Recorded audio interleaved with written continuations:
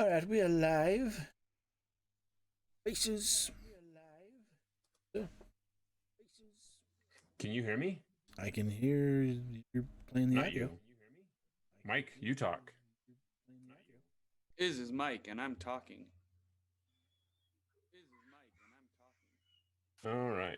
I did make a bunch. Hey, where'd our logo go? Did you lose? Oh, it's right there in the middle. I've got all that negative space for logos and stuff. And Devin's like, F it. I'll do whatever I want.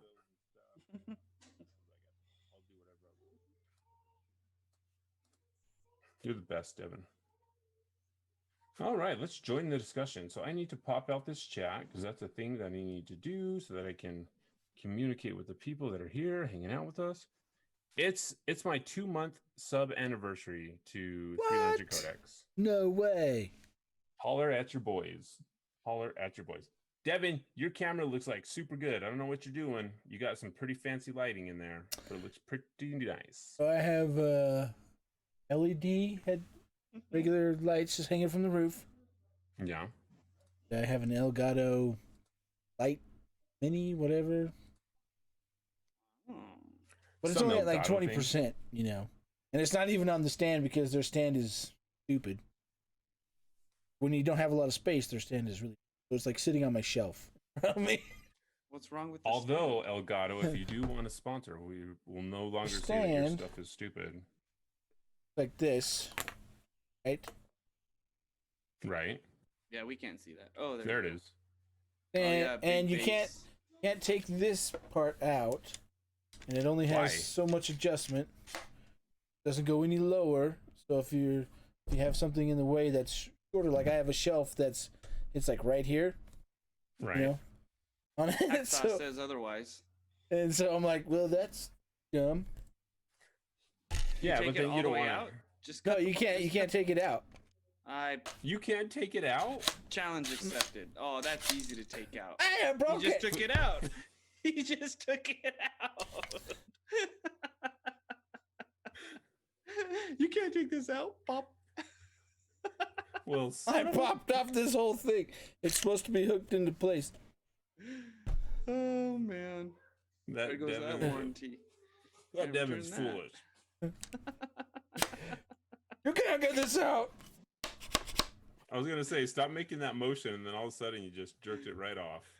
That's a Curb Your Enthusiasm meme. All right, shall we do this? Oh, Let's do this action. I thought I was going faster. You got out. You are listening to the Freelancer Codex, a podcast brought to you by the Shut Up and Respawn Network. Hey, welcome everyone to episode 129 of the Freelancer Codex podcast. I am your host, Steve, along with my co-hosts, Michael and Devin, and this is July 2nd of the year 2020, and 2020 sucks. Hopefully we can get past this year and just move on to years that don't suck, like 1998. I don't know if 1998 sucked or not, to be honest, but, you know, maybe it was okay. You can't remember that far back? I actually don't remember that far back. 1998, NSYNC was probably big. I'm sure, like, the big battle was between NSYNC and Backstreet Boys, I'm guessing. I don't know. Devin would probably know. He's a fan of the Backstreet Boys. So, welcome everyone to episode 129 Backstreet of the Boys. Not even close. NSYNC, okay? Mike is back with us. Don't insult being me. gone from Backstreet. So, we're here to talk about video games. So, before we do that, I want to thank all of our patrons that have been supporting us throughout the years of the podcast. It has really, really helped us stick with it. It's helped us manage the back end costs of this podcast. And you have all proven that you're just all around awesome people. So thank you very much for that. If you want to join these awesome people, you can do that at patreon.com/freelancercodex. And you can join one of our tiers. I mean, you can get 15 minutes of bonus content that we record every week. Sometimes it's more because sometimes we record at the end of the show also. And you can get that just by donating $1 of your hard-earned cash and getting that content on your podcast catcher. If it causes any type of hardship, though, to donate, please don't. And right now, there's probably a lot of better causes to donate to than the Freelancer Codex. But if you have an extra buck, hey, that'd be awesome to kick our way. So we really appreciate it. All right. I think other than that, guys, I think we can just dive into a lot of the news stuff. Don't really have a lot of things to talk about at the top of the show. There is some news going on, but it seems to me like it's been kind of a slower news week, right, Devin? I mean, has there been anything huge that's like, man, this is going to change the industry? Nothing huge, nothing that we're not going to talk about. So you know what we need to do? We need to have Keanu Reeves bring us in. Keanu Reeves? Yeah, Keanu Reeves. I was thinking Christopher Reeves there for a second. You think Keanu would ever play Superman in a movie? Do you think he could do it, or he'd have to shave his beard and that would look weird? That'd be like. I mean, you've seen the trailer for Bill and Ted 3, right? He got his beard. Just no, I haven't seen the trailer for Bill and Ted 3. Yeah, check it out. It's out there online. I didn't realize that they were making one. Those guys are not young anymore. Where you been, man? They announced it like last year. I even shared it on the Discord. 2020 sucks, Devin, all right? All right, Keanu, bring us in. All right. I got to talk to you about something.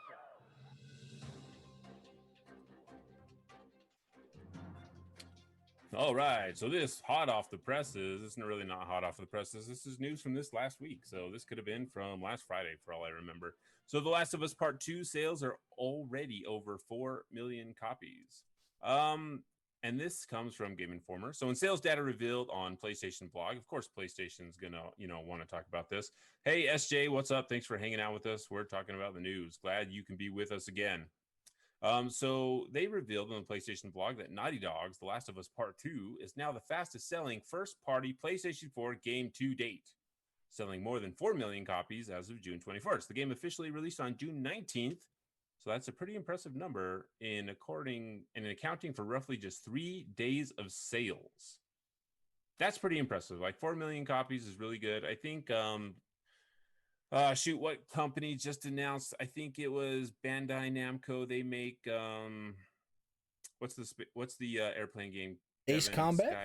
Ace Combat. They just announced that they reached 2 million sales, and that game has been out for a couple of years now. So for a game to hit 4 million sales in 3 days is pretty impressive. That's like going back to Halo 2 days when they sold I forget how many millions of copies they sold on the first day.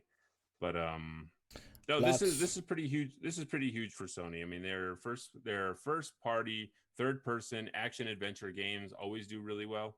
So this is just another indicator that, hey, we're doing something right. They're going to keep doing it. Last of Us Part 2 has been getting a lot of really high scores from the press. Not so many high scores from people that have been playing the game. So there's always that kind of disparity between games that people consider masterpieces and people that have been review bombing it. I have not played it. I have no interest in playing The Last of Us. I know humanity sucks already. I don't need a game to tell me that humanity sucks already. So I really excited for people that are excited for that. So we've got Delata in the chat.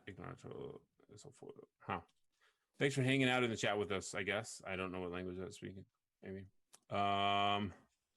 Okay. I don't understand chat right now. And chat is like super distracting me. I don't know what language it is. I thought you spoke all the languages.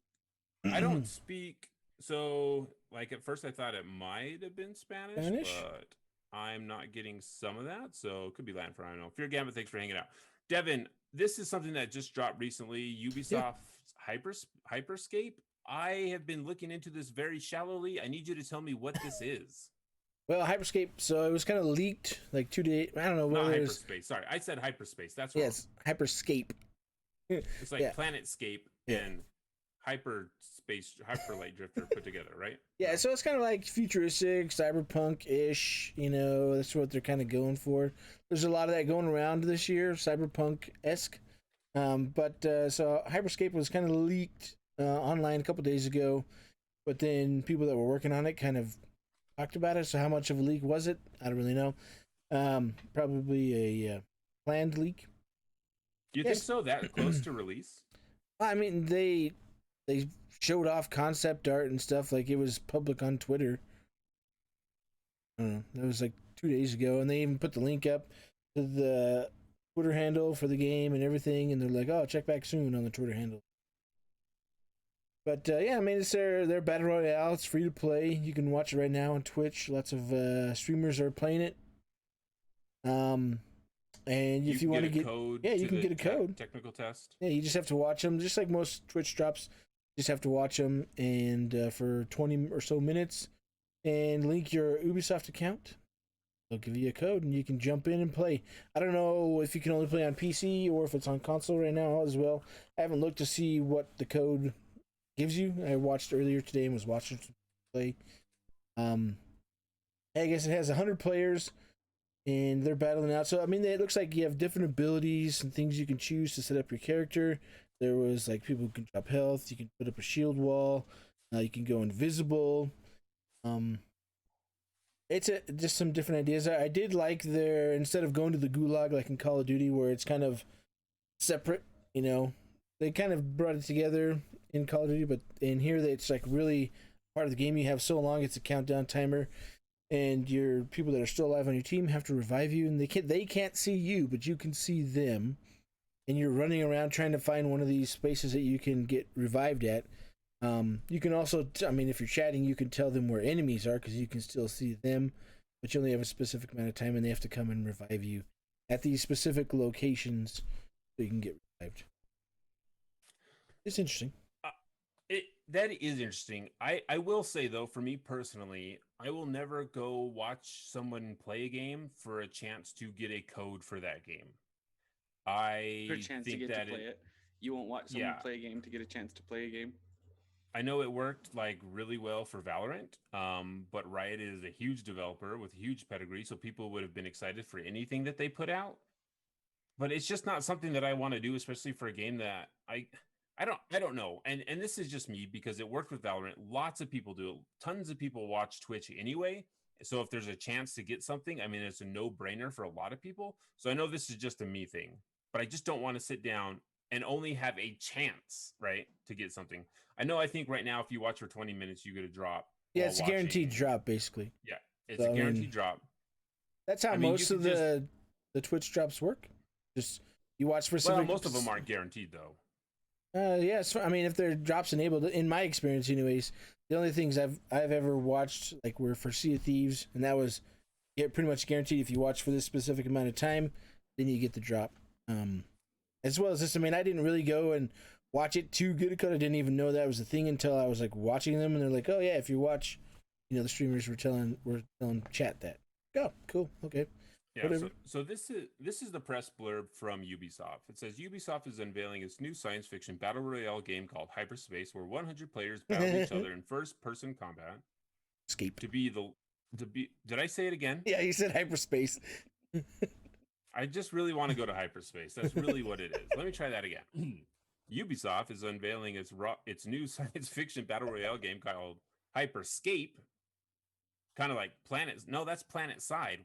Maybe I'm thinking, what's that TV show, that sci-fi TV show that had Scape in it? Farscape. Farscape. Yeah, not to be confused with the Far Side.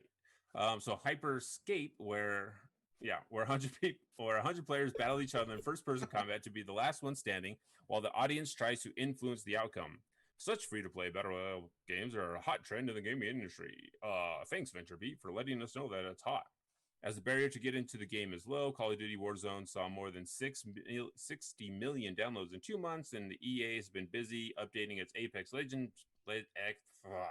Guys, it's been a really long week for me, so just I mean, so the thing get through this. To know, right? The thing, I think they only have 100 players. Call of Duty just upped Warzone to 200 players, and so and when you're first playing it, it doesn't look like. I mean, I haven't played it, but when you're watching people play, it does not look like there's a lot of people in the games. Because I can't. I'm still trying to figure out their user interface. Like in Call of Duty, it gives you teams, players, you know, and that kind of stuff. Whereas this one has like players, and I don't know, doesn't have anything for teams. But it just doesn't seem like very much when you're playing a game, you know, like Call of Duty Warzone, where there's 200 players and there's not really any issues. So yeah. So and this is the big takeaway here. So Hyper Scape, I got it right, takes place in 2054. By that time, the internet has morphed into a virtual world dubbed the Hyper Scape. That's a dumb name. Sorry, Ubisoft. Calling it the Hyper Scape is real dumb. It is a portal to the future, a kind of metaverse or virtual universe where you work, learn, or play said the developer. The first map is a virtual city dubbed Neo Arcadia. It looks like a bit like Paris, but with super modern architectural style. The city has 9 The city has 9 districts and 9 landmarks. Each match can have 100 solo players or 33 teams of 3 players each. It's a mixture of Rainbow Six meets Assassin's Creed, and you get to have interactions with your Twitch streamers. So that's weird. If it can only have 33 teams of 3, that's 99. It's not 100. Yes. So where does that last player come from, though? What if you just had a random solo player in there? But you can't, because that would be a team. No, that's why there's only 99 people, because that's how math works. Yeah, but it says that it's 100 players, but it's not 100 players if you can only have 33 teams. Maximum of 3 people. Can have 100 solo players or 33 teams of 3 players each. Yeah, I missed when you weren't speaking correctly. I didn't hear that. Yeah, I've been struggling. It's been a really long day. I have no... I don't know. I mean, it's free to play. Should we just try it? I mean, there's 3 of us. Maybe we should download it after the show and we should go try it. Well, you'd have to watch it to be able to get a code. You'd have to watch to get... Yeah, we got to get Never mind. That's a dumb idea. Let's move on, all right? I mean, I have a code, but you don't have a code. Well, you tell us how it is. You go in with your friends, you stream it, and you tell us how it is. I don't know. Like, looking at the footage... Devin will be that single person in there because we can't play. Like, hey, guys, what are you doing? I just showed up. Yeah, because I don't know. I looked at a couple streams and you drop in like you do in Fortnite, you drop in like you do in Apex. Like there's got to be a different way to like start these games, right? I mean, we don't have to follow the same pattern as every battle royale that came before us. I mean, that's what got us into. I mean, unless that's just like, hey, that's what people know, so they have to do it that way for now. Yeah, that's you have to start every game with a kickoff. Well, I mean, in Call of Duty, you can actually kill people as they're floating down. I mean, that's the cool thing for that. Whereas this one, you're in like almost looking like a drop pod. Several streamers called it like an ODST drop pod. Yeah. But I mean, you can maneuver around. The whole thing is like you're supposed to drop down. You can pick a spot, but then you can also change where you want to drop in based upon people. I would like it, if you couldn't change it, like you just pick your spot and it just drops you in right there. And if you get like 50 people all dropping in the same spot, it's gonna be super hot drop right there, And I mean, that's kind of what it is in Call of Duty, anyways. With 200 people, when you go to these bigger places, it can be really hot when you're dropping in. But you could drop it like it's hot. Drop it like it's hot. I mean, we kind of wanted to talk about Halo and what they're gonna do to compete against these. So I don't know if you want to talk about it here or a different time. No, let's totally talk about Halo now, because I think, like you were talking about Call of Duty having, upping their limit to 200 people. We're on the verge of next generation hardware coming out. Like, we've been doing the 100-man things for a while now. Like, that is clearly the next thing that we need to achieve, is having, 500 people, 1,000 people going in on these battle royales. I mean, it's a single map. Like that's where the next innovation I think will come from, and that's what will be exciting to more people, is like, hey, cool, you were the best out of 100 people. Yeah, but who was the best out of like 500 people? Who was the best out of 1,000 people? Because if we have super fast loading times, I guess that's really more like server side stuff, being able to get all that data from 1,000 people on the same map, shooting each other at the same time and registering all those hits. But I mean, that's the kind of stuff I'm interested in. I guess like the battle royale genre is just not for me, and I don't know. I mean, like, it's fun when you're playing with friends and different things. For me, it can be really long games where you don't get a lot accomplished. I mean, you could get like when we were playing last night on stream, we were getting maybe 6 or 7 kills as a team, total or whatever, getting into the top 10. But we're moving through, and like you see some people and you kill them and you keep going, trying to maneuver into the circle. So sometimes for me it's a little too slow, and so I don't like to just hang out and wait. I just want to press.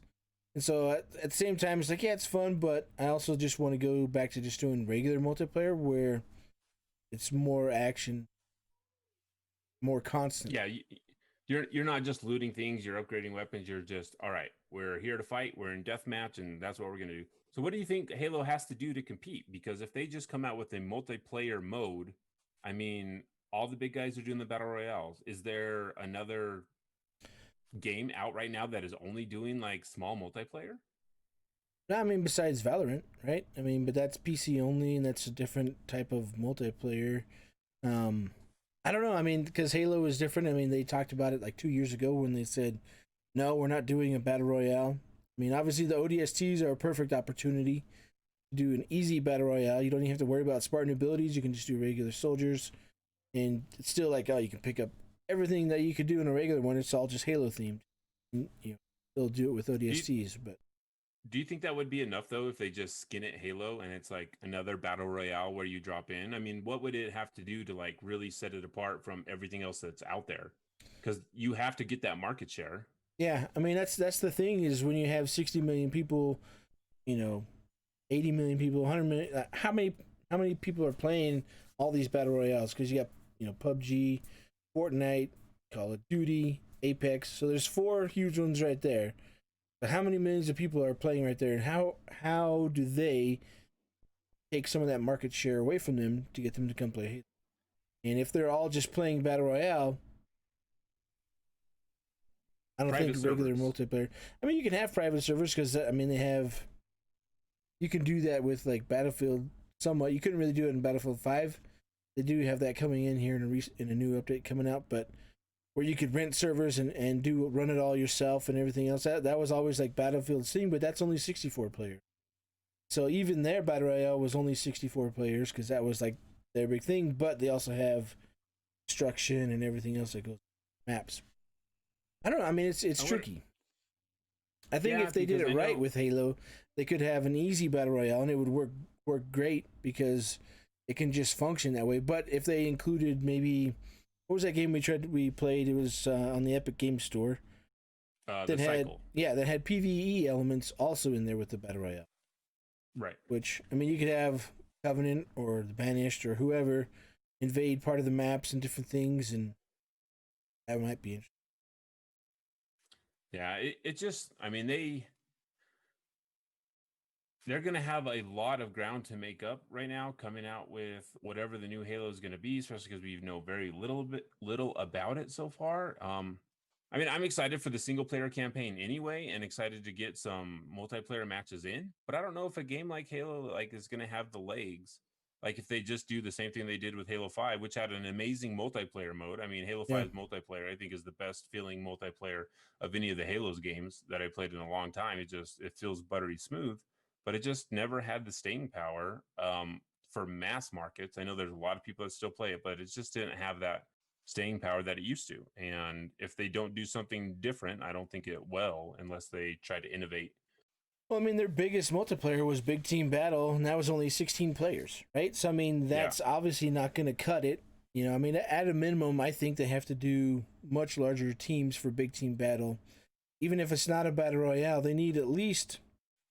I'd say minimum 64 like Battlefield currently has, or I would prefer if they did 100. I think that would be even crazier, but I don't know how they do that with their traditional game types, or, because it'd have to be more of a battle royale when you get to those levels. I don't know what they do, but that's definitely, I mean, that's why they get paid the big bucks to figure out what are they going to do to compete in this current multiplayer market that is basically controlled by battle royales. And the big thing about that is being able to watch them on Twitch, and that's, I don't know. So should we dive into a little bit of the Halo Megablocks leaks that we got, since we're on the Halo topic already, and just kind of jump around over here? All right, so we're not going to spoil anything for Halo Infinite. We're just going to talk about this in very vague terms that'll just frustrate people when they want to know about things. So Megablocks released a bunch of images, and they have done this in the past, where they have released images of their toys at different conventions ahead of a game being released.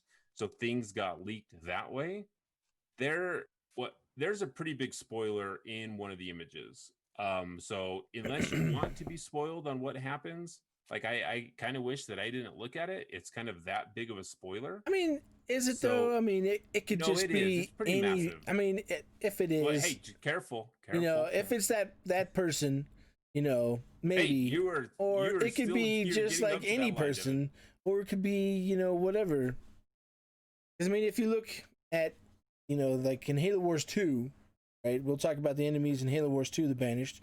So if you haven't listened to, 343 put out their signal, which is their first tease, and it's basically confirmed, yes, the Banished are in Halo Infinite. But in Halo Wars 2, you could see the leader of the Banished had armor from fallen enemies, right? All about him. He had UNSC logo gear and everything else. And because the Banished defeat, whoever and take their stuff and use it as their own and improve it or use it to. That's part of what they do. They are kind of like the Borg or whatever that is, where they, just take over things and assimilate with that stuff, and it just becomes part of the Banished. So I don't know. I mean, we'll see. So there was a tweet that came out also saying, and who's this tweet from, Devin? It's from he's a community manager. This is Brian Gerard. Okay. So Brian Gerard says, while we unfortunately had toy leaks earlier this year, products appearing now are all expected and part of the roadmap. We wouldn't intentionally spoil key game details, so don't read too much into anything. Not every collectible is a literal tie-in to the game. Now, I will point out that he said we wouldn't intentionally spoil key game details, but they obviously did, intentional or not. So, I mean, sometimes this happens. Sometimes comics get released or things get pushed. I mean, a lot of retailers spoil things all the time. So yeah, I would say just avoid this. I mean, it's pretty big. It's a big deal. So avoid looking at Megablocks stuff for a while. So, all right, Mike, do you want to talk about the Microsoft closure of all of its retail stores? So you kind of just let that cat out of the bag. Microsoft is closing all of their retail stores. I guess that was a bad segue, huh? It kind of was a bad segue. It wasn't as good as the segues that I usually give. So Microsoft, if you had stores, how many stores would you have? Exactly. Name all the stores. So they're not closing all of the stores. Storefronts in New York City, London, Sydney, and Redmond will remain open. But Microsoft is about to mostly give up on its physical retail. Today, the company announced plans to permanently close all Microsoft store locations in the United States and around the world, except for the 4 locations that will remain open, and they will be re-imaged. Have you ever been in a Microsoft store? Yep. Nope. Devin? I honest and true? Where the closest. Yeah, honest and true. That's where I played. I got to use an Xbox One launch system before it came out because I went. Have you ever been into an Apple store? Yeah. Steve? No, because what are they going to tell me? I think you're right. You've never been to an Apple store to buy an iPad or something else. No, I buy all my stuff online. We live in the middle of nowhere. Where's the closest Apple store to us? Albuquerque. Albuquerque is the closest to us, which is where the closest Microsoft store was. Yep. Although, I mean, so I guess I get it. Phaedron says, Devin, number 1 fanboy, number 1 Xbox fanboy. So I guess I get it, right? I guess I get it. Storefronts just in general are leaving. So I get it. It's not surprising. It's a little kind of sad because then you go to the mall and it's just another empty space inside the mall, and our mall has a lot of empty spaces. Not that our mall had a Microsoft store, but I'm just saying. So those locations, the locations that are staying open, are going to be in New York on 5th Avenue, which I totally go to every time I'm in New York. All the times you've been to New York. London and the Oxford Circus, which is really surprising to me because you think the elephants and the lions and the bears would not be okay with the Microsoft store being right in the middle of their circus. Or do I not understand? Or do I not understand what a circus means in London? Maybe you don't understand London. I guess not. Sydney, in the Westfield Sydney, and the Redmond campus location, which I'm guessing Redmond campus, that's Microsoft's new word for headquarters. I don't know why people just don't call it their headquarters anymore. Why does it have to be a campus, right? Oh, we're going to the Google That's campus. the one that I've been to. It sounds less corporate. It sounds less corporate. Right? And those are their flagship stores, so they're just like... That's what they call them. You're that outlier who will never say Microsoft does anything bad. So they do lots of stuff over there. Right, I'll just let you know. The London store, The London store only opened just about a year ago. All other Microsoft Store locations across the United States and globally will be closing, and the company will concentrate on digital retail moving forward. Microsoft says Microsoft.com, and the Xbox and Windows storefronts reach up to 1.2 billion monthly customers in 190 markets. The company has not specified whether layoffs will come as a result of the widespread closure. I thought they already specified that none of them were losing their jobs.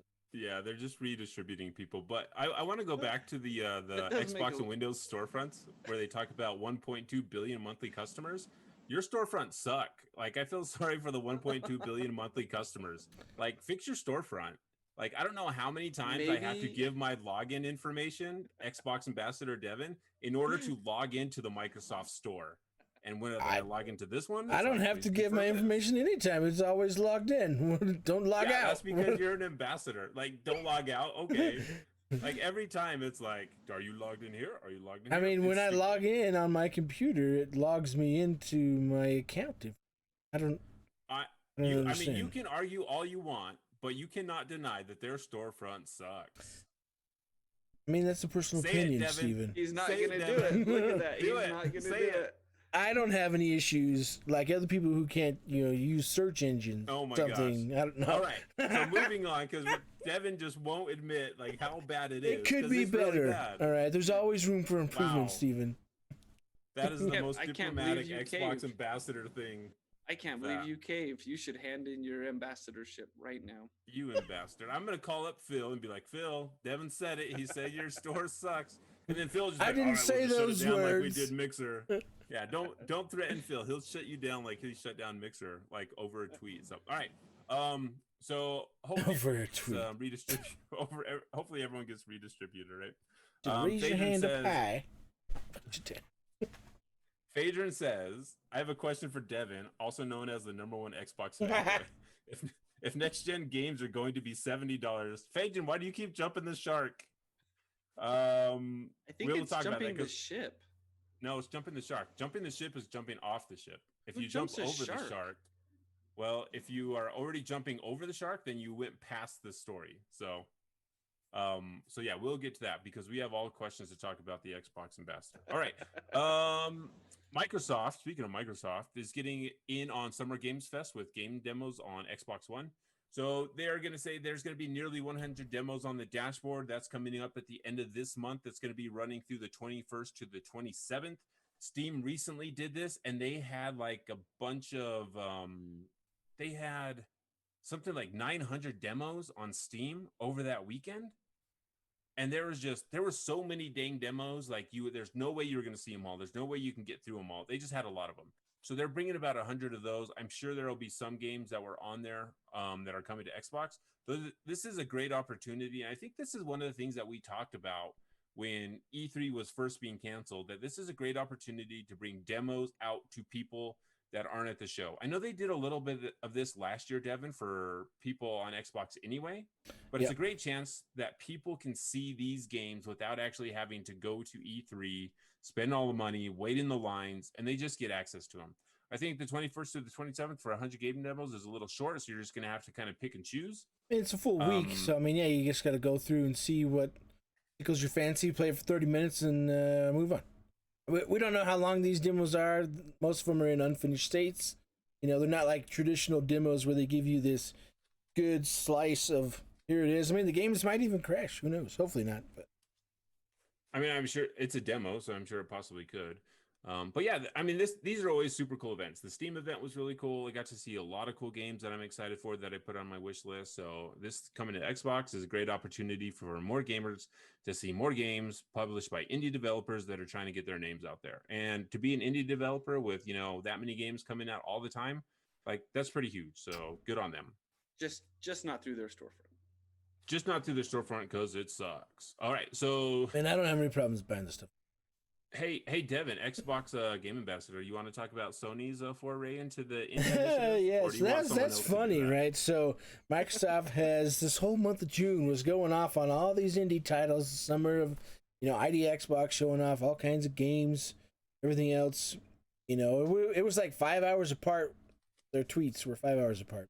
Not that I counted, but they were 5 hours apart from Sony announced, hey, we've got these 9 indie games that we want to highlight that are on the PlayStation 4 and PlayStation 5. And Microsoft's like, oh, we got a full week of over 100 demos of indie games for everybody to play on the Xbox. And so, I mean, it's good. They used to be all about indies, you know, especially at the end of the PlayStation 3 and beginning of the PlayStation 4. And, you know, but, I mean, 9 doesn't really seem like they're doing very much for those smaller studios. But I'm sure they do a lot of things that we just don't know about. And there's a lot of indie games on the PlayStation market. So hopefully they said there's going to be more. They only announced those 9 that day. They announced it. And so we'll see what else they have. Share. You know? Yep. I mean, all we can do is wait. All right. So now we get to the part that Phaedron has been waiting for on... When you're waiting on something, what do you say? Waiting on... How's the saying go, Mike? Waiting on pins and needles. So why would you wait on pins and needles? Wouldn't that hurt? I mean, there's got to be a... Not if there's a lot of them, right? Phaedron, thanks for the sub, dude. Coming in hot with that Twitch sub. Thank you. Like, yeah, I mean, we all need to sing like a song for Phaedron. Does anyone have a like? I think he's happy if we just answer his question. Song about Phaedron. What if we just like not answer? What if we just don't answer his question? I think he just wanted access to that sweet Devin emote for the Xbox ambassador. That's probably okay. We're gonna answer the question. Oh yeah. So today, NBA 2K21. This is made by YMI mixing Take-Two. on the Take-Two. Thank you, Devin. So they announced that for their next gen versions of their game, they will be $70. Yep. Previously, they were $60, like they have been for the last 15 years, maybe, if I'm getting that right. It's been a really long time that they've been at $60 for a game. Nintendo loves to never put any of their games on sale, but Take-Two is taking the initiative and kicking these up to $70 each. Now, there's a lot to talk about here. There's a lot to discuss. No, I mean, this isn't an easy thing because we on this show have talked a lot about the cost of development. It keeps going up. We talked about Naughty Dog and them selling 4 million copies in 3 days. They have like an insane budget that they will probably never release because the budget for that game is just off the charts. The amount of production that they put into that game is insane. Okay. Like every time they do an animation, that's adding dollars to it. Every time they do different voice work, they're adding dollars to it. And they have produced that game like one of the highest produced games ever. Like there's no debate about that. Right. And still selling that game at $60 for the amount that they put into it. Like that's it. We've always said that it just keeps getting more and more expensive. Right. So something has to change. We even had the quote from ex-Sony CEO saying that it's not sustainable to sell games at this level at $60 a pop. So now Take-Two is like, maybe Take-Two saw that and is like, all right, if it's not sustainable, bam, $70. I mean, $80. If they went to $80, that probably would have been a little too insane. And people would have been like, there's no way we're paying $80. It's like $70. I mean, is this for all those people that buy collector's edition? Yes. Right, and spend $250 for a statue and don't even get the game. So at $70, is this surprising to you guys at all? Is this like make you say that I'm never going to buy a game at $70 price point? No, like for me, it's not surprising. But to answer Phaedron's question, right? So he talked about smart delivery, and if you just buy the current gen version, you get the next gen version for free, right? That's with smart delivery. Like Take-Two's not really a part of smart delivery, so that's why they're charging $70. All of Microsoft's first-party games are only, you know, they're all going to be part of smart delivery, so they're not going to charge $70. Is my guess for right now. I mean, maybe after 2 years when they don't really do smart delivery anymore, or whenever they kind of phase out this current gen of consoles. But I think, you know, a lot of developers are going to follow suit with their version if they don't have a smart delivery type of system set up, because Take-Two never announced that they would do a smart delivery. You know, so where you buy it current gen. I mean, this is like Rockstar. I mean, if you didn't figure out from Rockstar that you're going to have to buy the game a third time, just like when they came out on the Xbox 360 and the PS3. If you wanted it for current gen, you had to buy it again, and it's coming out for next gen, and you're gonna have to buy it again if you want the upgrades, to the visual systems and everything else. So, I think for me the biggest thing is developers are gonna have to show that game is worth the $70. I think that's what it's gonna be for the first little while. I think putting it on or announcing it on the very first time with a sports title was not a good idea, because that's basically, you have fancier graphics and a roster update for $70. Even for me, like we talked about, I think 2 weeks ago, where I was like, yeah, I might get the Madden game this year.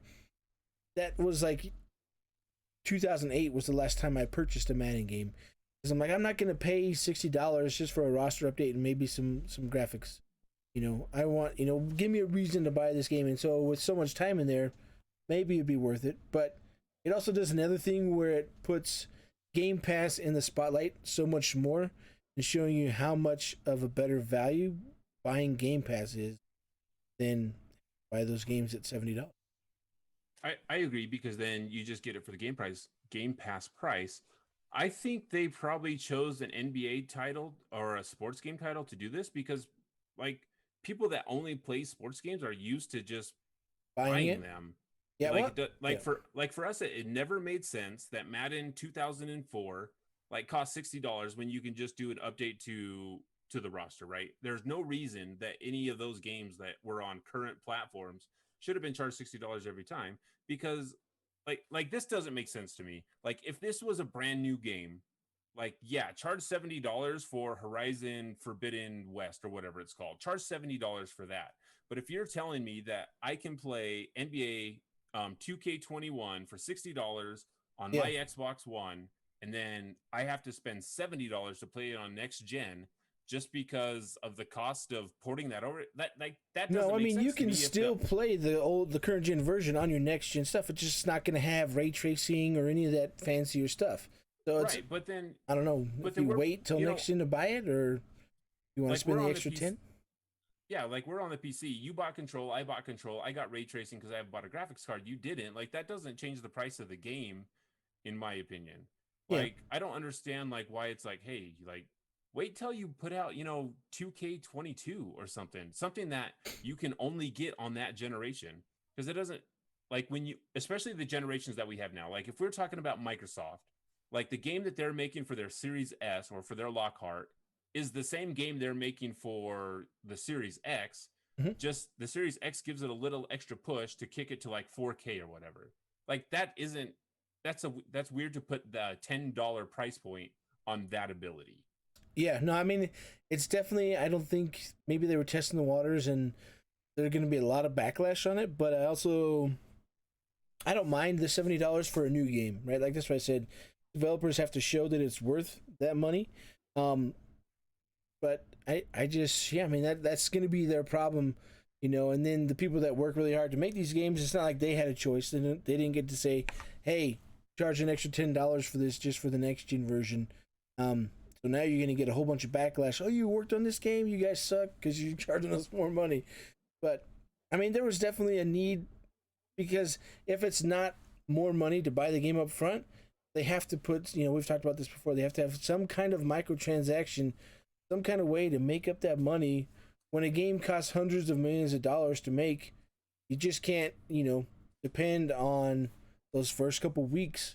Because if it doesn't sell enough in those first couple weeks, you don't make back that money.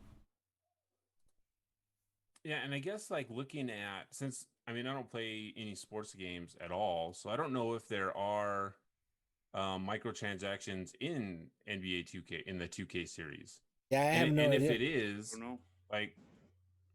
I don't know, it just seems weird to do it this way. It's most games that there's a ton of games that are just going free to play that make millions and millions of dollars just based on cosmetics and the other extra stuff that they buy. But because you're right, so okay, so this year they're going to be $70, then 10 years from now they're going to be $80. This doesn't change that the budgets are going to keep going up, because they're going to say that, oh, we made all this extra money, so now we're just going to have to charge more on the next one, because they're just going to keep bloating until the bubble pops, right? It's not like developers are going to be all right, we don't have to do as much work because we're making $10 more. I mean, the developers aren't even making that $10, but I guess if it's all digital, then they're making more than that percentage. Especially if you're releasing it on the Epic Store, then you're making a lot more compared to other places. But this isn't going to change like the budgets. The budgets are going to get bigger if money keeps coming in, because that's how businesses work.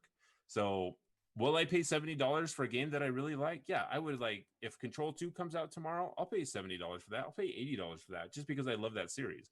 Would I pay $80 for a sports game? No. But that's just me personally. I know a lot of people probably would. So I don't know. You guys in chat can tell us if we're wrong or whatever about this price thing. I think it's a trick. It's tricky, because there are there's a lot of new price models out there that aren't just pay us a flat rate, right? Adrian wants to know if you'll pay $70 for Anthem 2.0. I'm not going to pay anything for Anthem 2.0 right now, because they have to prove that it's worth it, right? They have to prove and show that we should buy that game. I mean, we can get into a little bit of Anthem talk, because that's what this show used to be about. So Anthem 2.0, okay, it's not going to come out till 2022. That's going to be a next-gen console, and it's going to be something new, something different. Like previously, if it was just going to be an update to 1.0, there's no way that anyone's going to pay for that, right? That would have to be a free release. This is the new update. Sorry, this has to be a whole new game with the timeline. This is our apology tour. But if you say you're going to release 2.0, it's going to be a whole new game. You're wiping all previous progress from everyone's accounts, and it's going to be a new game. Like, how many people are going to buy that? Like, how many people are going to pre-order that? It's a BioWare game, so I know there's going to be the BioWare fans that are going to. But like, for me, it's like, you have to show us that this is not going to be 1.0. Yeah, because you have to show us. Like, I mean, they're going to have to do excessive beta testing, right? They're going to have to show us that the game is worth buying. And the only way they're going to be able to do that is by getting it out to the people to try it out and play it for free. They're going to have to deal with any negative impact, because people are just going to trash on it just to trash on it. But I think the only way they can do that is really getting it out there when they actually have stuff that they can show that actually works, and test it, right? We'll see what they do. I mean, it has to be a whole new game. But then again, there goes all your progress. There goes all that goodwill that this was going to be a 10-year. This is the HBO of games, right? Yeah. And now all that's gone. So, like, I mean, there's no trust for there. Like Phaedron says, he's done pre-ordering. He's not going to do it unless it's a Zelda game.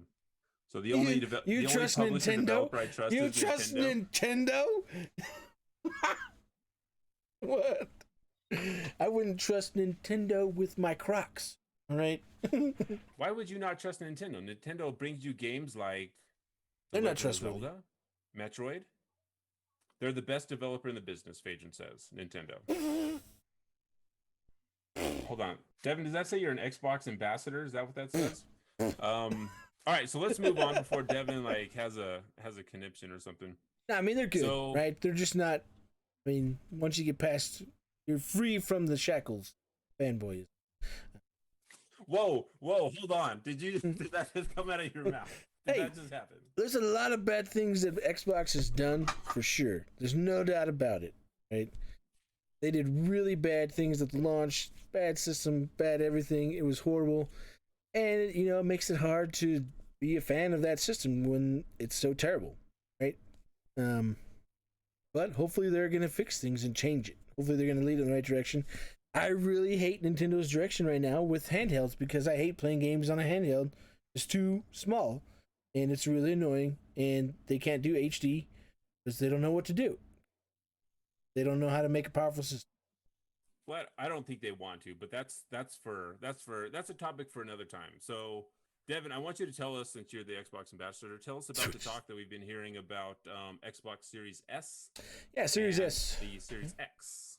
Yeah, so lots of information coming out in the last week about the Lockhart, or the supposedly called the Xbox Series S. So it's their weaker version of the system, still much more advanced than your Xbox One X, right? That's where some of the information gets tricky, because they're like, oh, it's targeting 4 teraflops. We're like, well, but the One X is 6 teraflops. That's older technology.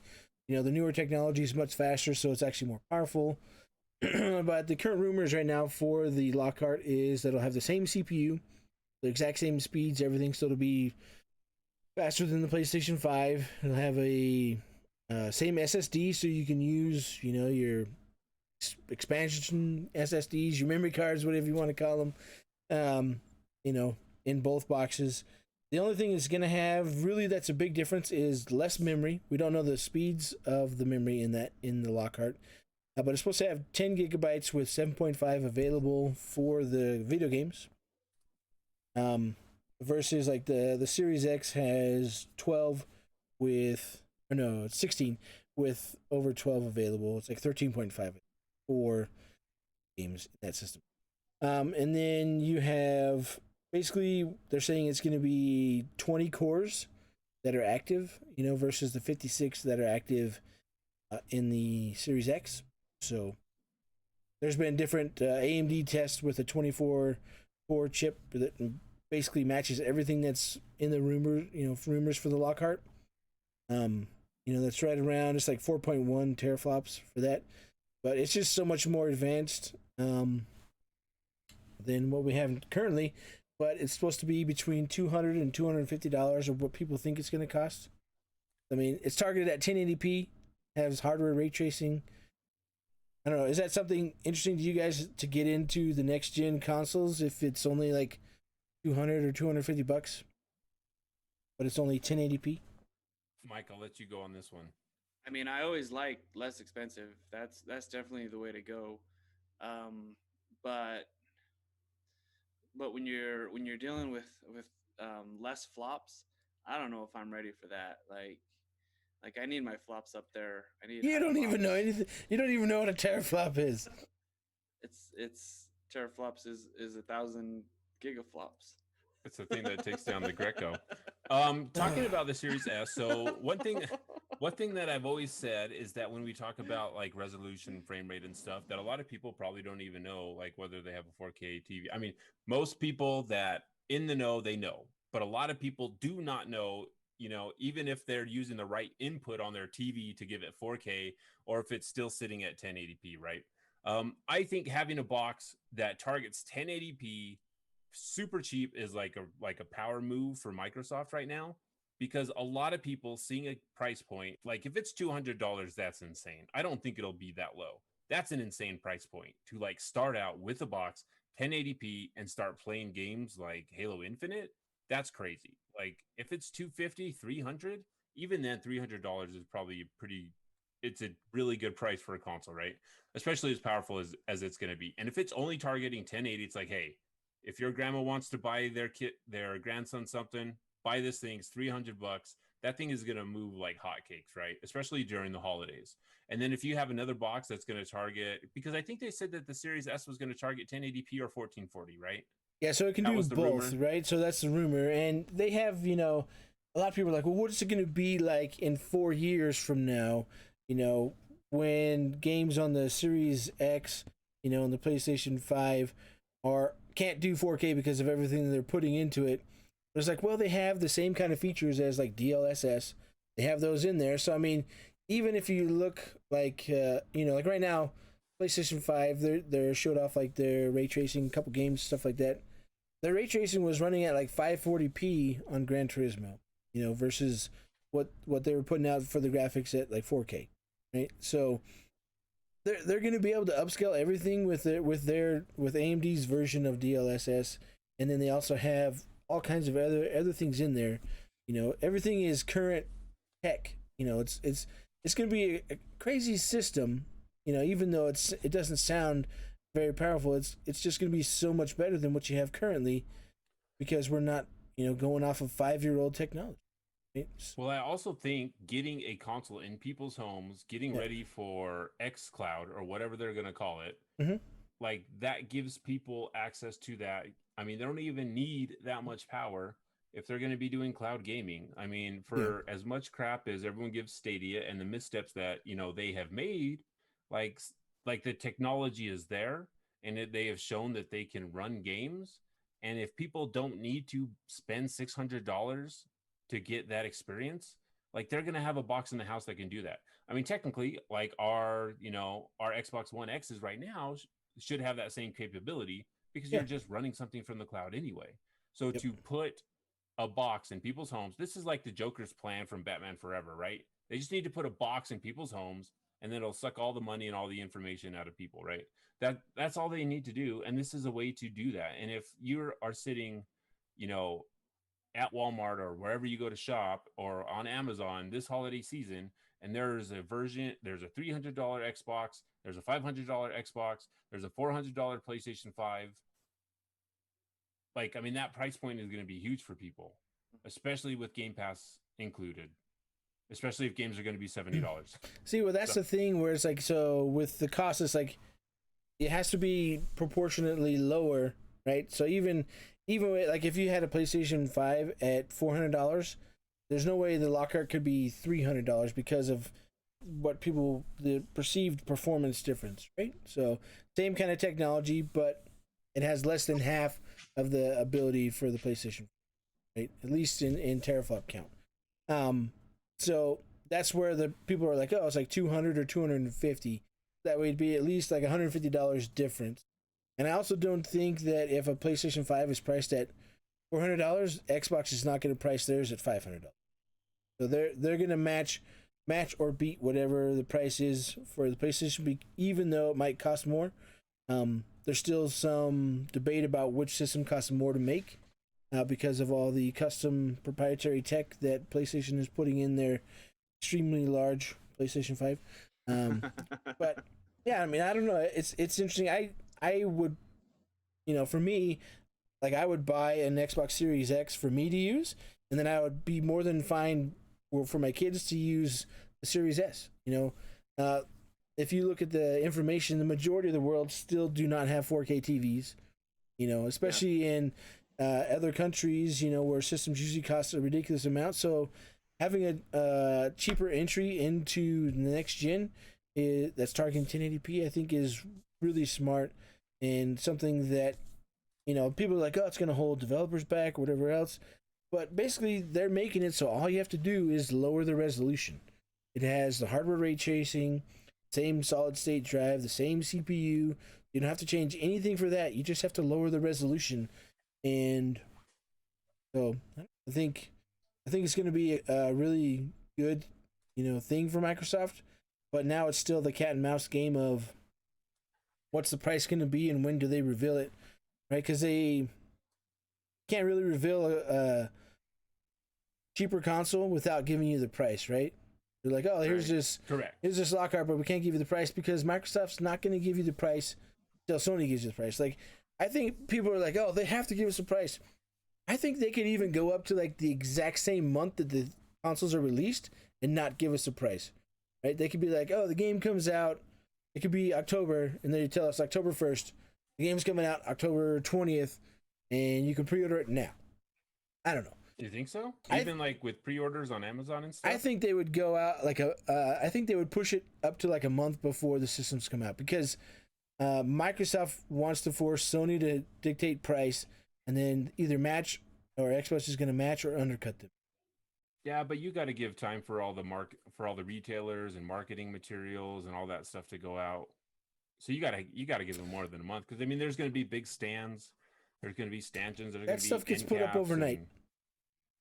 Well, it gets put up overnight. It doesn't get printed overnight. Made. Yeah, it doesn't get printed overnight. And shipped from the printing company.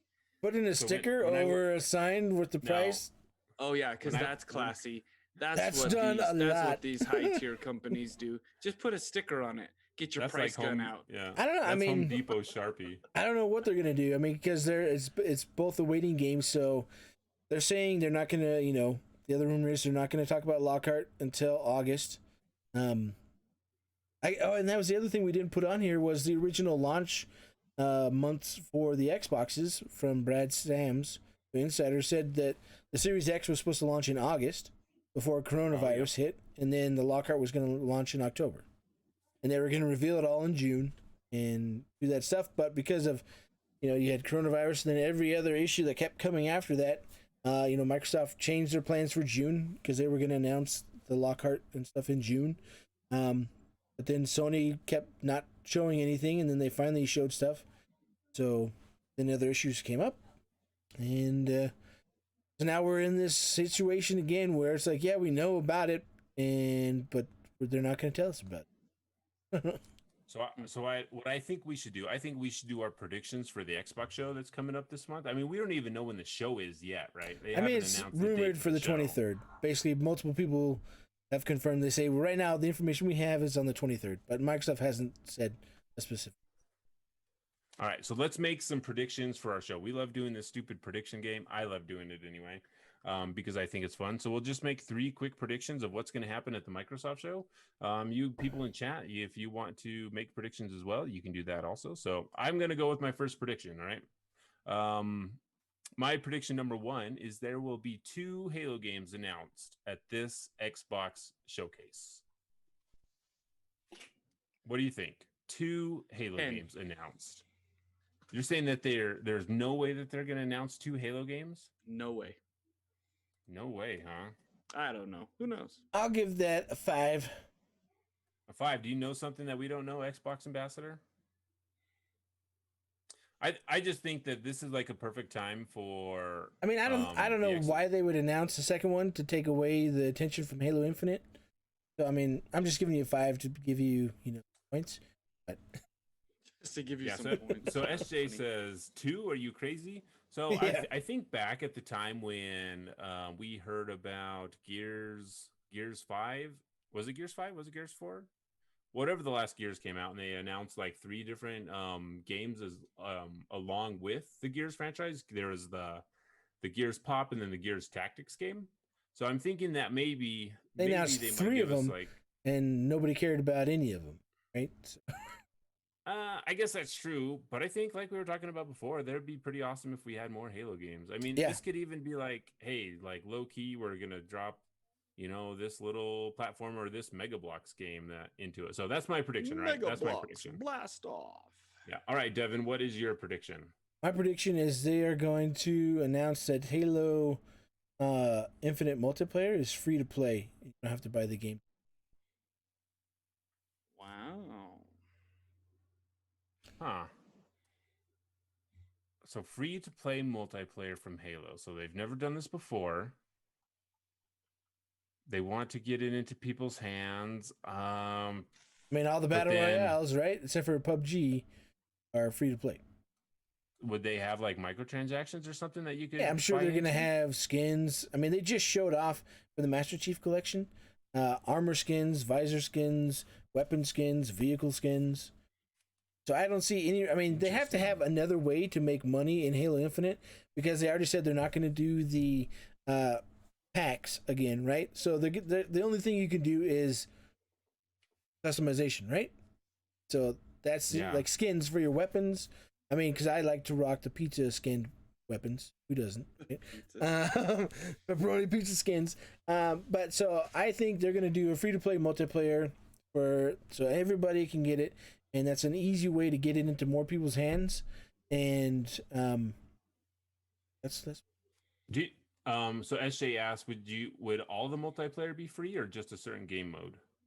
If they don't have a battle royale, I would say the entire multiplayer would be free. I think I'm gonna give you 8 because I like their prediction, but with Game Pass, but Game Pass has 10 million members, right? So they have 10 million people on Game Pass. But they have over 90 million people that use Xbox Live, right? That are subscribed to Xbox Live Gold. So, if you want to get all those people to be able to play from Xbox One all the way PC and everything else, what's a better way to expand your market than, hey, here's free Halo multiplayer, check it out. Right? Maybe they don't offer every game mode. Maybe they offer parts of it, but. I mean, that's a surefire way to get way more people to play your game is when you have a free multiplayer. I mean, that's the whole reason why they do free to play.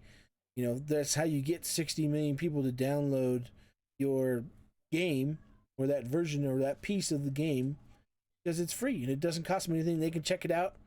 If they don't like it. Yeah, I'm gonna give you an 8 while you type in your prediction so I don't forget to. Mike, what are you gonna rate old Devin here? Because I know a whole lot about what he's talking about, and I'm really on top of what he's saying. I'm gonna video game podcast. I'm gonna go 5. All right. I like this low key diss that Phaedron just shot at Devin in the chat. He says, "But seriously, Nintendo is arguably the greatest publisher that ever existed. I know you've grown up, never fear, and all you care about is. I know you've grown up, and all you care about is FPS. And then he throws the Devin emote in there. So low key jab at Devin. All right, so Mike. You SJ, would that kind of make Game Pass pointless? I don't think so, because it would give you the full experience. So maybe they only have like one mode. You know, maybe they do. I don't know what they would have to do for it. They'd have to figure it out, right? Because Game Pass would give you access to the campaign, right? And I guess that's true. So I don't know. Yeah. All right, Mike. Well, your next, your first prediction. So I got nothing going into this, so I'm just flying by the seat of my pants. After watching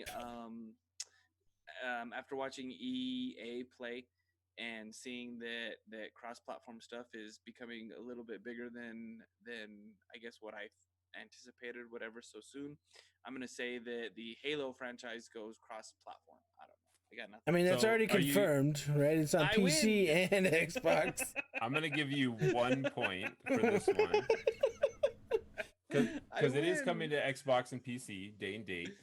Yes, yeah. So, but you could say maybe they have crossplay, which I'm sure they you crossplay. You said cross-platform. That's different from cross-platform. Yeah, it is. I mean, they'll probably have crossplay. I would say for campaign. I see no reason not to. But multiplayer, I don't know. You know, they should. I mean, they should for multiplayer. I don't see why they wouldn't for multiplayer. I mean, not if it's ranked. If they're doing ranked multiplayer, there's no way, because it's not. You have an unfair advantage on PC. So if people want to jump in there and prove themselves with the controller, why wouldn't they? I mean, they should be able to do that. It's like you know coming in, so don't complain if you know coming in. Because the internet's still gonna complain. All right. No, the internet never complains. Yeah, Phaedron. All right. So Mike, are you gonna? I'm gonna stick with that. I'm gonna stick with that because you guys aren't gonna get your predictions, and so my 1 point is going to beat you all. I'll give you a 0. I'm playing the long game. You can't give me a 0. It's one one of the rules that I've written down. Where's these rules? They're not written anyway. You know the rules. I'm gonna put one for Devin. All right. So my second prediction is there are going to be. So this one's I think there's going to be 4 new IPs announced at the conference. If they announce more, do you still get it, or only 4? Yeah, like, is it 4? At least 4. Only 4. If I make it more specific, it would be harder. So I'd imagine I get more points for that. But I think there's a lot of games that we know are coming from developers. So I think, like, after all the announcements, I think 4 new IPs. I mean, they have 11 new publishers that they brought into the fold, right? Developers. Right. So I think 4 is probably a good number. Like, including indies? No. Well, no, because this is going to be a first-party showcase. No, they're also showing third-party stuff. Okay, then I'm going to say 4 new IPs announced. Just from Xbox. If I will put 4 new IPs announced from first-party developers. How about that? I give you a 3. First-party studios? A 3? Yeah, I expect that's a pretty specific number. I expect at least 7 plus new IPs. That's why they bought 11 studios to bring new IP to the system. And they're going to announce them like 6 months after they all bought of these them? Studios they bought had multiple games in the works. Yeah. So they all have new IPs. No, we don't Steve, know I'm gonna about most have of to give you a them. 1 on this one, bro. Like, you suck. Like, You're gonna you think that they're gonna announce 7 brand new IPs for games that aren't gonna come out for like 3 years? Yeah. You think they're gonna pull a Sony and say this game comes out in 2023? I'm gonna say they're gonna announce games that these studios have been working on for a year or maybe even 2 years for some of them. Oh, that's lame. That's like that's saying still Anthem new was IP in production for that's like 6 new years. IP. You know. Yeah, but they're not gonna announce something like that. Yeah, that's what they bought the studios for. Like, but they're not. If a game is like 3 years out, I don't think Phil Spencer rolls. No, like I don't think they're going to announce games that are 3 years out. They're going to announce these IPs that these studios were working on that they hadn't announced yet. Right? They're going to be exclusive to Xbox. Like Double Fine has like 3 or 4 groups of people that make games. You know, all of the studios have at least 2 teams that are making games. Obsidian has like 4 teams. You know. I mean, we already know about the things Obsidian's working on. We know they're working on Grounded.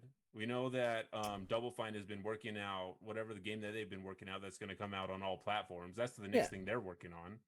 So you think they're gonna they're already ready to announce new IPs? Yeah. All right. I'm gonna say this then. I'm gonna say they're gonna. You can't change it. You already put it down. No, this is the point of the game. Though, like, if you guys say, "Hey, that's stupid," then I get to up my game. But if you think that there's gonna be 7, that's you're ridiculous. That they're gonna 7. SJ's giving me the face. I don't know what face that is. It's so tiny on my screen. Like So what? Like, if I said if they're gonna announce 8 new IPs, you'd be like, "No, they're gonna announce 8 new IPs." I'd be like, "All right, that's a little bit higher, so I'd give you a higher score if you said 8."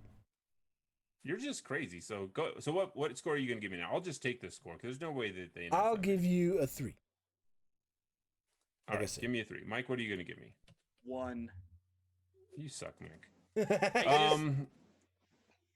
Devin, what do you got?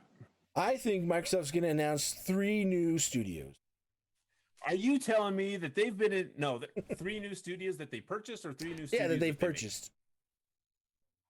I'm gonna give you. So they're gonna acquire 3. Yeah, they're gonna acquire at least 3 more studios. They're gonna announce the acquisition of 3 more studios through hostile takeovers and through purchasing the studios that want to be purchased. I mean, there's the rumors that they're already talking to some Swedish developer or whatever, but they're not going to announce 3 new studios of this thing. I mean, they just purchased 11 new studios, so I think Phil's going to be like, all right, let's make some games now. So I'm going to give you 8 because I don't think that's going to happen. 8 points? Probably not.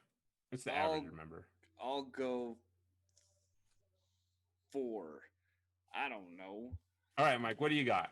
I think that there will be an indie vampire game. That's already there. Not at this show. We don't know what's here at this show. I win at this. Fine, I'll give you a 1. What indie vampire game do you think is going to be at this show? We're going to find out. I don't know. That's why it's a prediction. No, I want to know what Devin said. It's already there, so I want to know. There's that one game that you didn't like at all that they showed off already. No, so then why would they show it here? Maybe they'll show gameplay. So I'll say one that we haven't seen. Okay. So, and it has to be from an independent developer. A new vampire game. Yeah, there will be a new vampire game. You should just say new vampire game. I'm going to give you a 5 because that just seems very... Okay, sure. I'll give you because you know it's going to happen. I'm so going to win with 6 points in this. Because all of my predictions are going to work. All right, my third prediction, and this is my final prediction, is 0. that... 0. We know this is going to happen. 0. We've been talking about it for an hour. 0. No price point. Move on. No price point will be given for any of them. Yep. 0. Move on. Since but I will say... Oh, you think... So, Mike, you think that they're going to give the price or that they're not? I'm going to say they're not going to give a price point and they're going to announce release date. Ooh. Oh, you can't do a if and if. Yes, I can. It's his prediction. He can do whatever he wants. I can predictate whatever I want. SJ says Vampire the Masquerade is the game they showed at the third-party show. Yep. Yes, and they're going to show a new one. So if you said it was a new Castlevania, I'd give you 10 points. Castlevania, cool. That's coming. I don't know if it's coming. That's coming down the line. We're gonna have to talk about that because I got something to tell you about that. I got something to tell you. You watch the Netflix series? All right. I want to tell you though. Talk to you about something. All right, so no price point will be given, and then a release date announced. Give me my points. 0.1. 0.1. There's no 0.1. It's not part of the rules. Okay, 1. You're so difficult to play this game with, Michael. So the lower score is an agreement, right? The higher score. Correct, because you want me to get less points. I'm going to give you like a 9. I don't think that they would announce the release date without a price. What?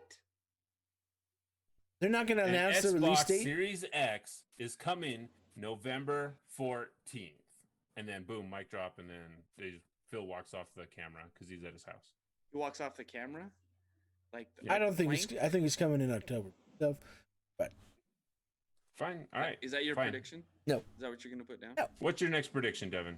I just forgot what I was going to put. Nice. I didn't even type what my last one was. What was my last one? Oh my gosh, I hate you guys so much. Mine are down. I was Yeah, They were going to announce 4 new. No, 3. I said 3 new studios. 3 studio acquisitions. Let's see. So, How come you didn't do the homework before? Like, I was done. I had one in my head just a minute ago, and I totally forgot what it was. Then I'll go while you go, think. Mike. I'll go while you think. Is that cool? Yeah, I think that a Harry Potter game will be announced. I'm going to give you a 10 because that's not going to happen at this show. Yeah, 10. Well, I'm going to win with 26 points. Man, this is awesome. Okay. It just feels right. We're at 20 years. Do you know it's been 20 years since Sorcerer's Stone? Can you believe that? 20 years. I can believe it. I know that there is a new Harry man. Potter game that is leaked, but that'll probably be coming out at the Warner Brothers conference. Yeah, they own the license. One of the studios that Xbox is gonna buy is Warner Brothers, so Kevin will get his points, and I'll get. That would be points. like 4 or 5 studios all by itself. I mean, that's possible. It is possible. I mean, they're buying. Everybody's buying everything.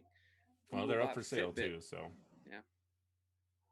Come on, Devin. This is not science rocket. It's not that hard, right? I know, especially after like getting like lambasted by Devin to how bad my predictions are. What? That was your brother Mike, not me. No, I mean you still haven't written down your other one. I'll write it down for you. I just didn't want to hit mute and type. Jeez. Right? I didn't want to that's fine. have the clickety clack of the keyboard in the podcast.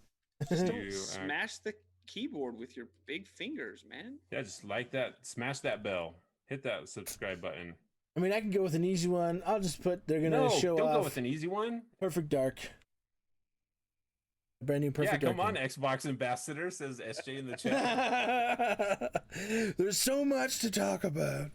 No, so I'll do, the Coalition is working on a new IP. There's one. And not making a Gears of War game. They're the studio that makes Gears of War. So for them to make... they're working on a new IP? No.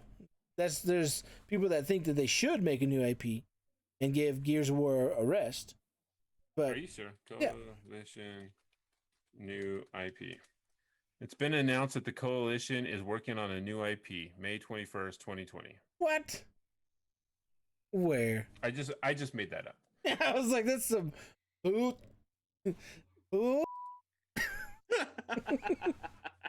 Hold on. Let's see. So this comes from Gaming Bolt. Gears 5 developer on making a new IP. Never say never.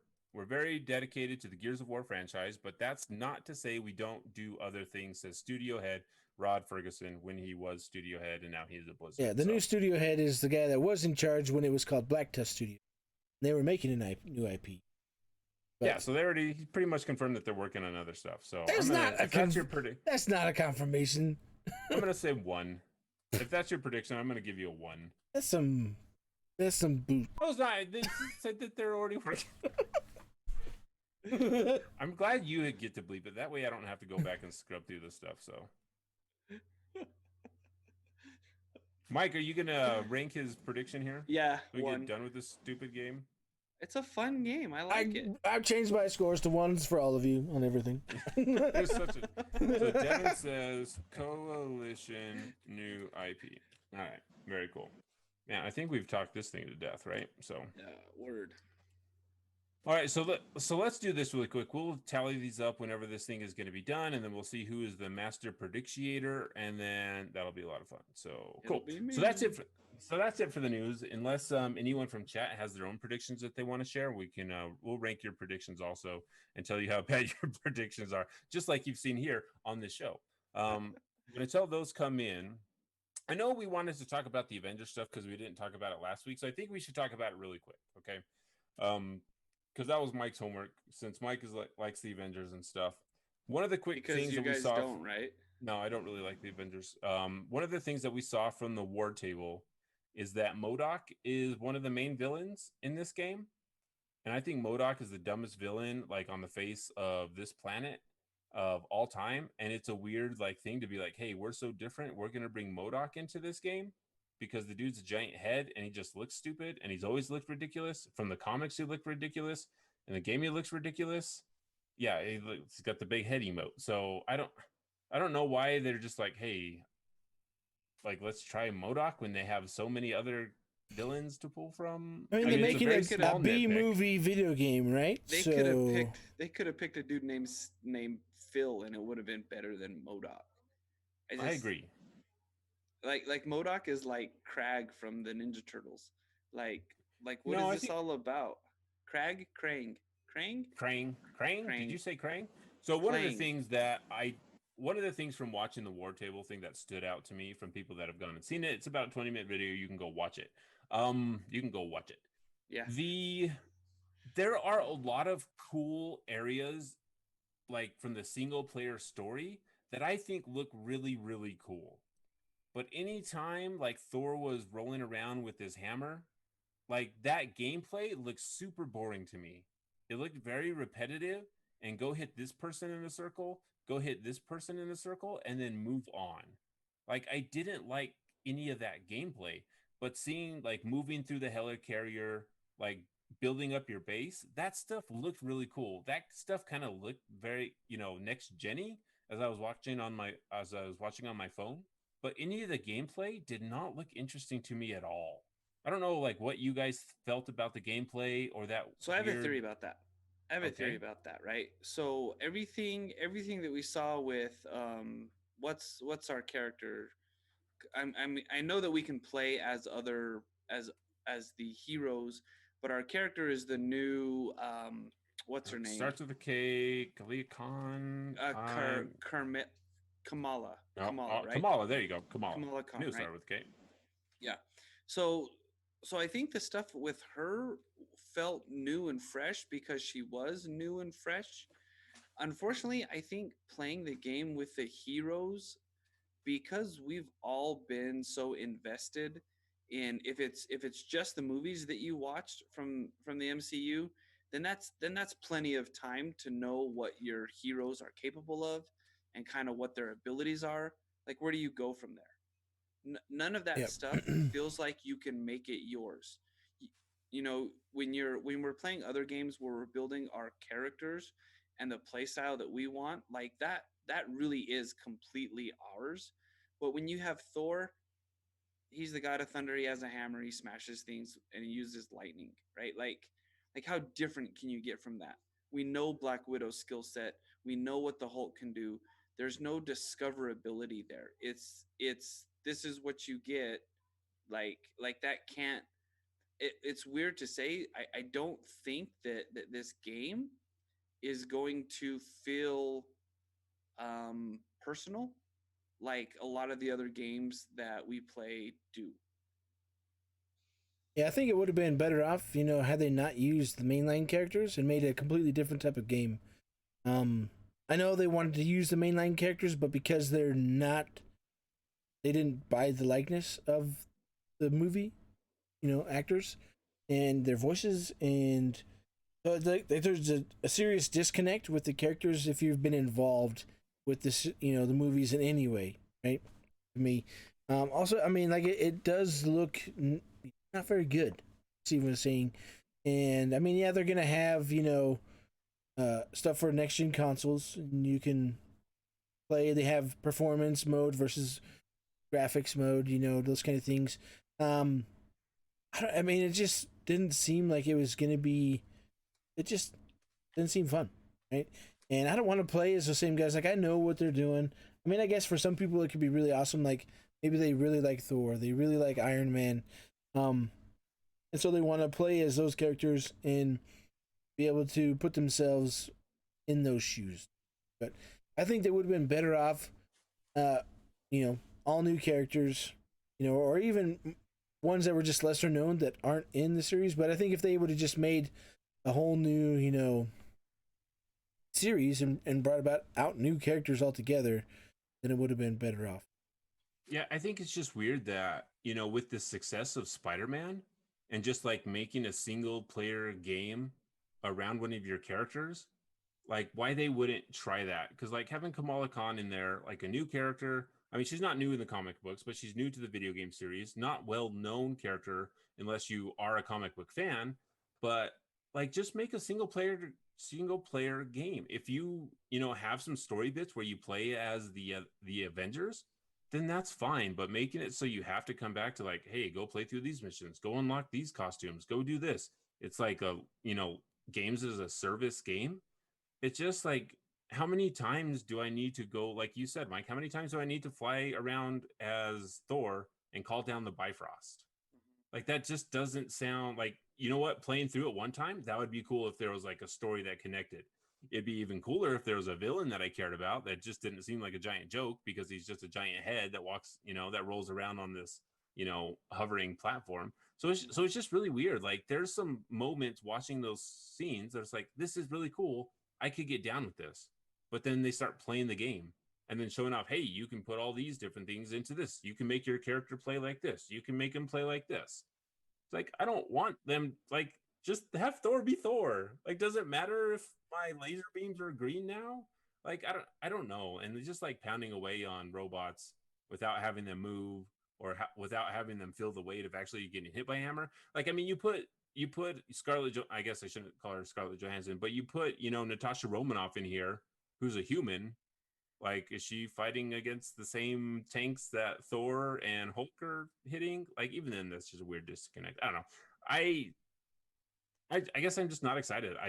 Should be something that I'm super excited about, but I'm just not. And I guess that's fine. There's going to be a lot of games coming out. When does it come out? September. Pretty sure it got pushed till September. So, I mean, what other games come out in September? Is there any other games that come out in September? Yeah, there's lots of games that come out in September. We should do some predictions on what games come out in September. Let's see. Cyberpunk used to come out in September, so yes. I mean, they're probably super stoked that game pushed to November. Oh yeah, big time. But I just I don't know. I mean, watching it. Tony Hawk's Pro Skater 1 and 2 comes out in September. Did you say Tony Stark? Tony Hawk. Tony Hawk's Pro Skater 2. Skateboarding. Gotcha. Yeah, I don't know. So of course you will, because that's what you do. I wouldn't. I enjoyed playing that game. So September is actually really light. Crusader Kings, Doraemon, Marvel Avengers, Tony Hawk, 13 Sentinels. It was really light because 1-1, Cyberpunk was supposed to come out in September, and so they're like, we're not going to put our games here, and now they're like, dang it. Destiny 2 Beyond Light comes out in September, so I don't know. Maybe it'll just be that kind of game. Yeah, maybe it'll just be a month where I get to catch up on a lot of stuff.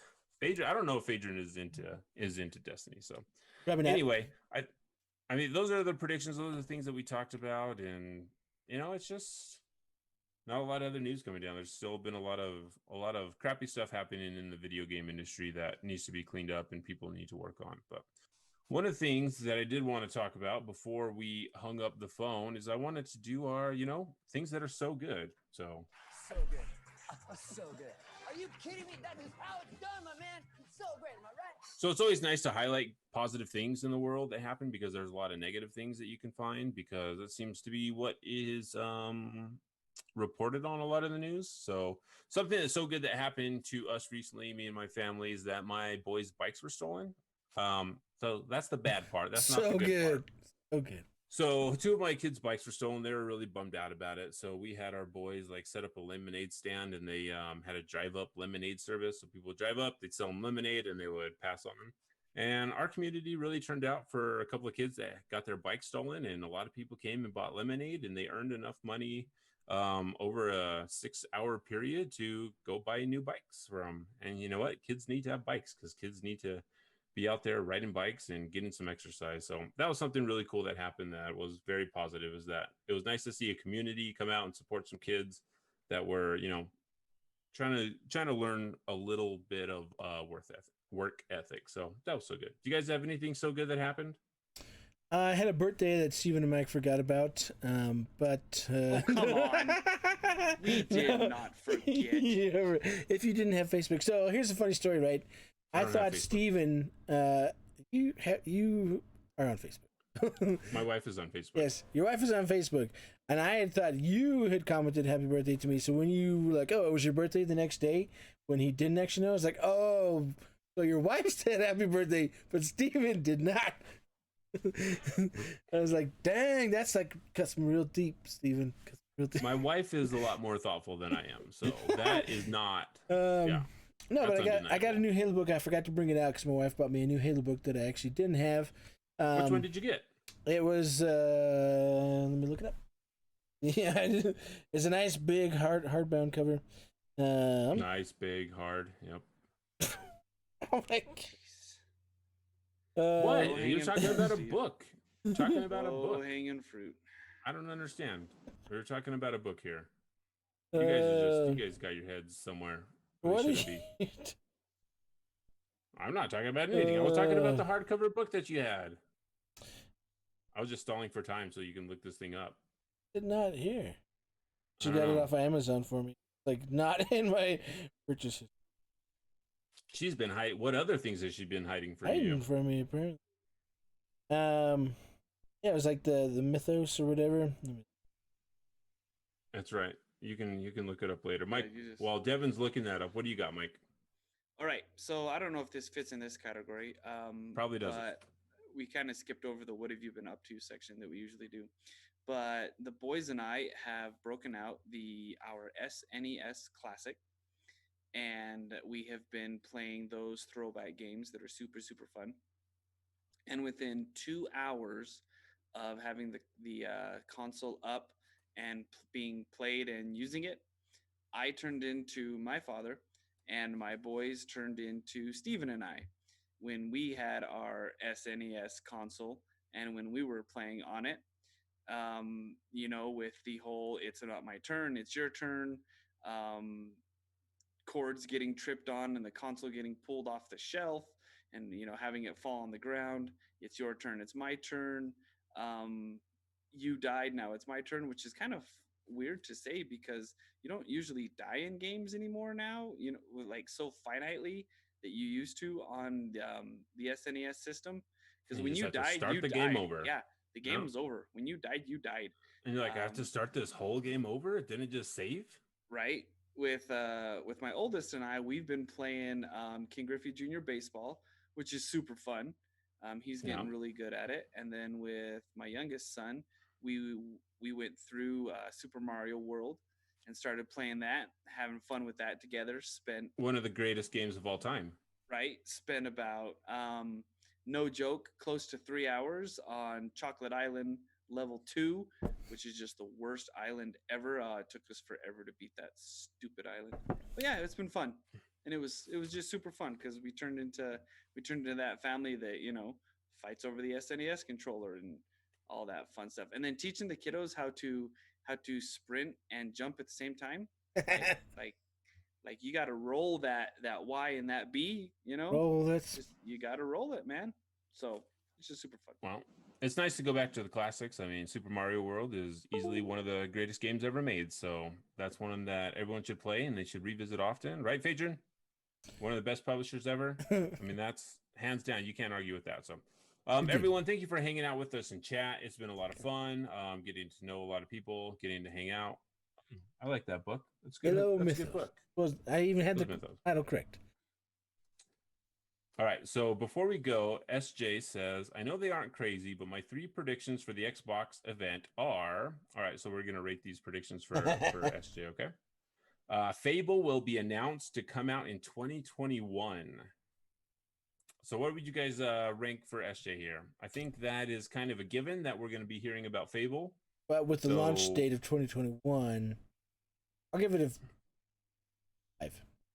I'll give you a 5 also, because I think that's a pretty safe prediction with the rumors that have been floating around. Mike, what do you give SJ? 6. 6. Nice way to break the mold, Mike. All right, number 2. Exactly five new Xbox IPs will be announced. Did you just scoop me, SJ? Because I said 4. You're just gonna go with 5. Is this like a price $1? Right? $1. Whoever's closer without going over. I'm gonna give you a 10 for that because I don't think that's gonna happen. I'll give you a 10 also because I believe there's gonna be more. Oh, all right, Mike. What do you give SJ for scooping my prediction? 9. Nice. Oh, for scooping your prediction, I think I give him all the wins, but for this prediction, I'll give him 5. Fear Gambit in chat also says that he's going to give him 5 for Fable. All right, so number 3, they will announce the prices of the new consoles with Xbox Series X at $500 and Lockhart at $300. I think 500's, they're not going to do 500 because they want to come in low. Like they want to do the 4. I think they want to do 400 also because of what Sony did last time and totally just smoked them for the entirety of the generation coming in at $400. Yeah, I'm gonna say I'm gonna give you a 7 because I think the Lockhart can come in at 300. I'm gonna give you a 10. I think they'll be both lower. All right, Mike. 5. Good job, Mike. Fair Game says there's gonna be 6 IPs. 6 IPs. What is this? You guys all just scooping? I'm gonna say there's 10 new IPs. All right, everyone. Thanks for hanging out with us. I give you really a 5. Appreciate it. No, I give you an 8. Until next time, this has been the Freelancer Codex with episode 129. Man, next week 130. That's going to be pretty huge. 130. We are actually going to have some pretty cool interviews coming up in the next 2 weeks. Let me check my calendar and make sure that's right. Yep, we've got some developer interviews coming up for some cool games. People that may have had some hand in Anthem lore. I can tease that, I think. And then also, and then I guess both of them, because we have some ex-Bioware devs that are going to come on and talk about things that they've been working on recently. So until next time, everyone, please be kind to each other and stay safe. Thank you for listening to the Freelancer Codex, a podcast brought to you by the Shut Up and Respawn Network. Follow us at Freelancer Codex on Twitter or Twitch. Send emails to freelancercodex@gmail.com. or voice messages to anchor.fm/freelancercodex/message. We wish to thank all of our Patreons. We are grateful for you all. Thank you for listening to the Freelancer Codex. It's on loop. Have a good night, everybody. See ya. Bye.